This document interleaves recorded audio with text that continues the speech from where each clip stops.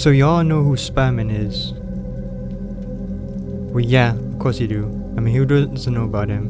In fact, I think you guys know about his origin story, his villain monster, his friends, allies, heck, even other Spider-Man from other dimensions more than any other original character, or any other superhero for that matter, aside from a few like Batman and Superman.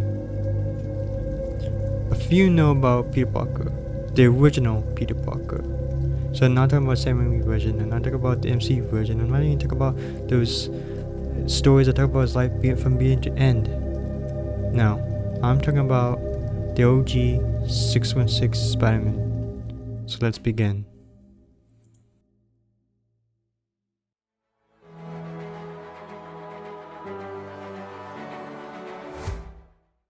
Issue 1 begins with a recap of the events of issue 15 of Amazing Fantasy, while also serving as the introduction to mainly the struggles that Peter Parker and his Aunt now must face while Uncle Ben is dead. This leaves Peter with the burden of finding money for them. This also shows how desperate Peter can be when he even suggests of stealing money from the bank before going against it. Peter's no saint, but he's trying. Peter decides the best way to make use of his powers in this situation is to be a performer. After Peter receives a paycheck, we are demonstrated another aspect of Spider-Man which makes him unique. He's young, so he doesn't know much about the world. He takes his paycheck to the bank, only to be denied as he can't have a social security number or driver's license due to his age. All the while that he wears a costume in the middle of public. That's rough. Now a page sooner, and we're introduced to one of the most prominent, the most ruthless, and one of the most greatest foes Spider-Man has faced or will ever face. J. Jonah Jameson. No, I'm serious. He causes Peter to lose his job, and now is hit all over the city. Peter's financial situation is worse because of him, and now his only way of income has now been rendered useless. He sees Aunt May selling her jewelry away to save up money for the rent, causing Peter to feel frustrated, for despite his amazing powers, he's no less successful than a common man. Ending part 1.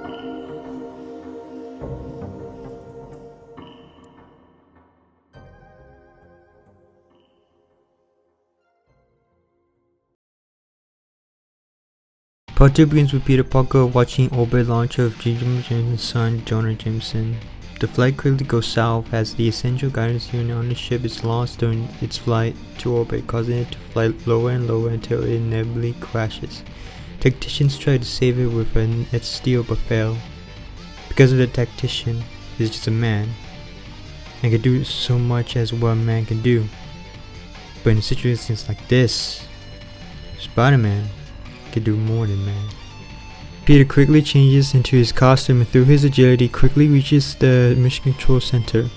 Also in this panel you can see that the Spider-Man costume, or at least this version of it, isn't a jumpsuit but instead a top and bottom. Just want to point that out. Spider-Man is given a control unit and wastes no time to catch a ride from a jet pilot.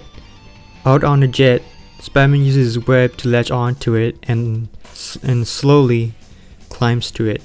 Also, just want to point it out that even with all his strength, he's barely resisting the wind resistance. Another thing I want to point out. Fraud. Ending part 2. Part 3 continues where we left off with Spider-Man finally reaching the ship and putting the control unit in its proper placement, saving Jonah Jameson. Peter leaves before the ship landed, and having saved the day, it seems that the public eye will see Spider-Man in a positive light. But that's the betterment of Peter's judgment. Truth be told, J. Jameson slandered Spider-Man by taking advantage of his vigilantism, adding fuel to his lies. Spider-Man's public image has become so aligned of that of a menace that even Aunt May sees Spider-Man as one, ending the first half of the issue. Second half of issue 1 starts off with Peter thinking, hey, the Fantastic Four are hiring, I should probably join them for money. So he ventures off to the Baxter building to meet them, but he cannot because the elevators of the Baxter building can only be operated by the team using what Peter describes as a special electronic beam. whatever that is. So Peter gets the idea to dress up like Spider-Man to sneak into the back of the building, believing he will impress them enough with his abilities and powers, but you soon find out that it won't end the way you wanted. It didn't take long for the Fantastic Four to notice that the web sling was coming towards the building, wondering why he hasn't made an appointment instead. Except for Ben, because he knows the answer. Spider-Man is an annoying ass teenager, or acts like one. I don't know how he knows if he acts like one. Don't even know if he even is a teenager. Not my problem. The team deployed a defense measure against him, but they underestimated him time and time again. As the fight ensued, Spider-Man counters all of their abilities and powers, as well as their tactics. But the fighting eventually stopped, allowing Spider-Man to explain his reasoning of being here. And gotta point this out. The Fantastic Four was really struggling against Spider-Man despite them holding back. Makes you wonder if the Marvel characters are really that strong. Overrated. The Fantastic Four explained to themselves that they are a non-profit organization, so they can't really give salaries or money to Peter. You really screwed up that one, Pete. Out of anger and disappointment, Peter leaves the building through the window, not letting the team come up with a way to help them. But really it's just the Invisible Woman and Mr. Fantastic. So that ends this first encounter with the Fantastic Four. Literally the next panel after, we are introduced to one of Spider-Man's first opponents, first villains. The Chameleon. So the Chameleon, hearing about the Spider-Man Fantastic Four situation with the television, figures that he can use Spider-Man to perform a robbery, take advantage of his financial situation, which he deduced from the reasonings behind his involvement with the Fantastic Four. So, the Chameleon creates a disguise of Spider-Man and sends a message to Spider-Man's head by transmitting certain frequency waves, which is interesting.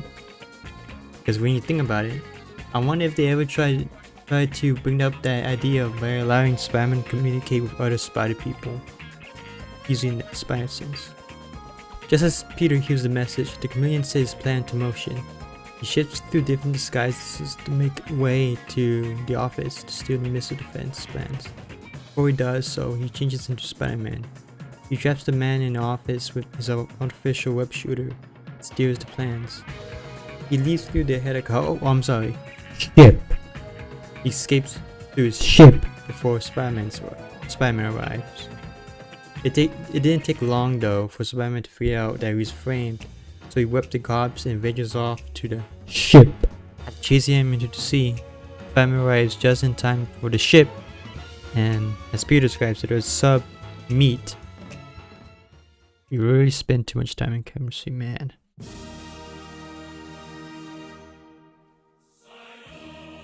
Spider-Man eventually catches the Chameleon and takes him to the police, but the Chameleon is sneaky and unleashes a tiny smoke pellet to make it on disguise. The Chameleon attempts to turn off the lights to make his escape, but Spider-Man spider-sense foil his plans, so Spider-Man quickly catches him.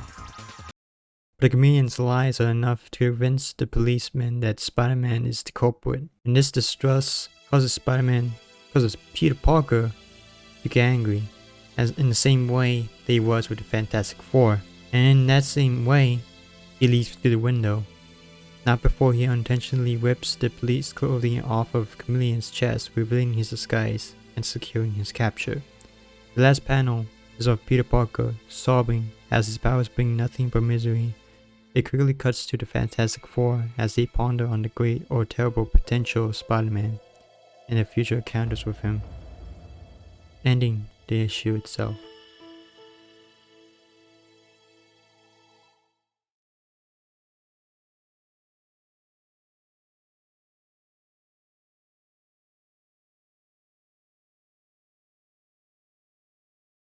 Some are born more lucky than others, but luck can only get you so far, and for the latter parts of the issue we see how Peter takes on the second aspect of responsibility.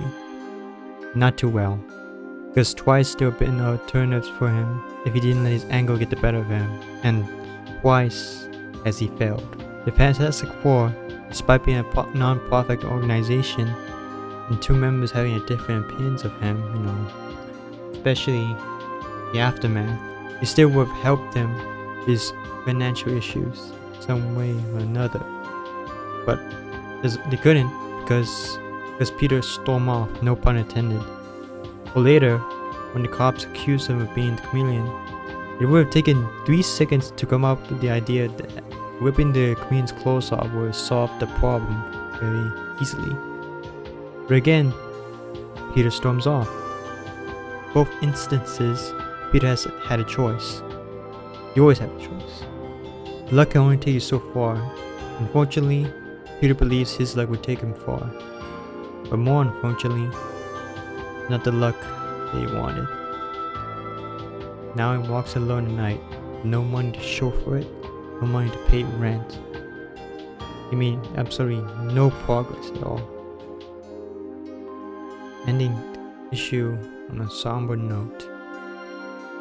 In the end, I think this comic demonstrates well that we as individuals have responsibility to move forward, to overcome odds and be better, as we always have a choice, and choice gives us power. With great power, great responsibility. So choose wisely.